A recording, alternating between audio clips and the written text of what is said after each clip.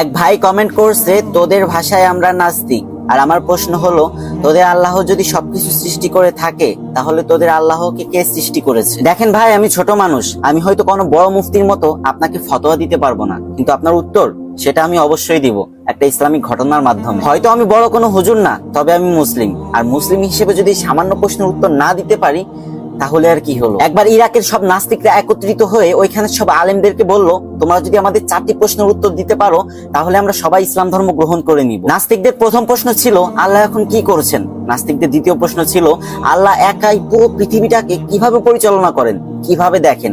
একা কি পৃথিবীকে পরিচালনা করা সম্ভব? নাস্তিকদের তৃতীয় প্রশ্ন ছিল, তোমাদের নবী মুহাম্মদ আকাশের কোন দরজা দিয়ে আল্লাহর সাথে সাক্ষাৎ করতে গিয়েছিলেন? নাস্তিকদের চতুর্থ প্রশ্ন ছিল, আল্লাহর আগে কে? আল্লাহ যদি সবকিছু সৃষ্টি করে থাকে, তাহলে আল্লাহকে কে সৃষ্টি করেছে? কিন্তু এই 4টি প্রশ্নের কোনটির উত্তরই কোনো আলেম দিতে পারলো না। হঠাৎ সেই সভা অনুষ্ঠানের পিছনে ছোট্ট একটা ছেলে এসে দাঁড়ালো, যার বয়স মাত্র 13 বছর। সে সভা মঞ্চের সামনে এসে দাঁড়ালো আর বলল, আমি আপনাদের এই 4টি প্রশ্নের উত্তর দিব, আপনাদের মধ্যে আমাকে প্রশ্ন কে করবে? তখন সবাই চেয়ারে বসে থাকা একটি লোককে দেখিয়ে বলল, ইনি তোমাকে প্রশ্ন করবে। তখন সেই ছোট্ট ছেলেটি বলে উঠলো, যেহেতু প্রশ্ন আপনি করবেন আর উত্তর আমি দিব, তার মানে আপনি আমার ছাত্র, তাই আপনি আমাকে ওই চেয়ারে বসতে দিন আর আপনি নিচে এসে দাঁড়ান। এই কথা শুনে সবাই অবাক হয়ে গেল, কিন্তু তাও ছোট্ট ছেলেটির কথা সবাই মেনে নিল। তারপর প্রশ্ন উত্তর পর্ব শুরু হলো। নাস্তিক তখন তার প্রথম প্রশ্ন করলো, আল্লাহ তাআলা এখন কি করছেন? তখন ছোট্ট ছেলেটি উত্তর দিল, আল্লাহ তাআলা এই মুহূর্তে তোমার মতো বেকুবকে এই বড় চেয়ার থেকে নামিয়ে আমাকে এই বড় চেয়ারে বসিয়ে দিয়েছেন। সবাই খুবই অবাক হলো। নাস্তিক তার 2 নম্বর প্রশ্ন করলো, আল্লাহ তাআলা এই পুরো পৃথিবীটাকে একা কিভাবে দেখেন, একা কিভাবে পরিচালনা করেন,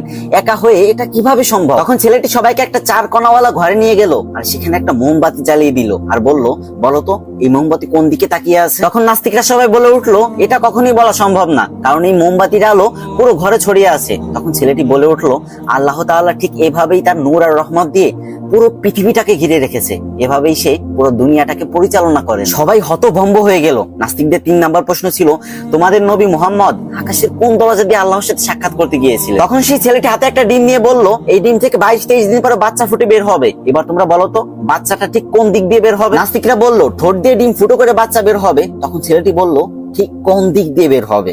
তখন নাস্তিকরা বলল, এর উত্তর আমাদের জানা নেই। তখন ছেলেটি বলল, ঠিক তেমনি আল্লাহ তাআলা তার রাসূলকে, তার বন্ধুকে আকাশের কোন দরজা দিয়ে মিরাজে নেবেন, এটা একান্ত আল্লাহ তাআলার ব্যক্তিগত কাজ, এটা তোমার আমার কাজ না, তোমার আমার জানার বিষয় না। নাস্তিকদের 4 নম্বর প্রশ্ন ছিল, আল্লাহ তাআলার আগে কে?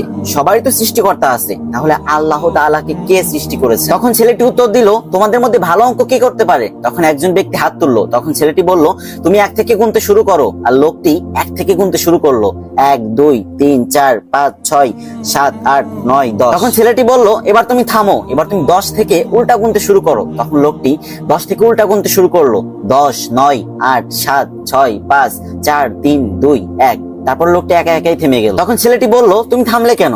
তোমাকে তো আমি থামতে বলিনি। তখন লোকটি বলে উঠলো, এর আগে তো আর কিছুই নেই। তখন ছেলেটি বলল, আল্লাহর আগেও কিছুই নেই।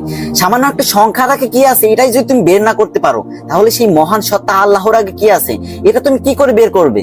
ওই জ্ঞান আল্লাহ তাআলা তোমার মাথায় দেয়নি। আর সেই 13 বছরের ছোট্ট ছেলেটা আর কেউ না, ইমাম আবু হানিফা রাহমাতুল্লাহি আলাইহি। আর যে ভাই কমেন্ট করছেন, আশা করি আপনি আপনার উত্তর পেয়েছেন। আল্লাহ তাআলা আমাদেরকে এইসব উদ্ভট চিন্তা থেকে দূরে রেখে তার প্রতি সঠিক ঈমান আনার তৌফিক দান করুন। আর যে ভাইটা কমেন্ট করছে, আল্লাহ তাআলা তাকেও হিদায়াত দান করুক, আল্লাহকে চিনার তৌফিক দান করুক। সবাই একবার বলি আমিন।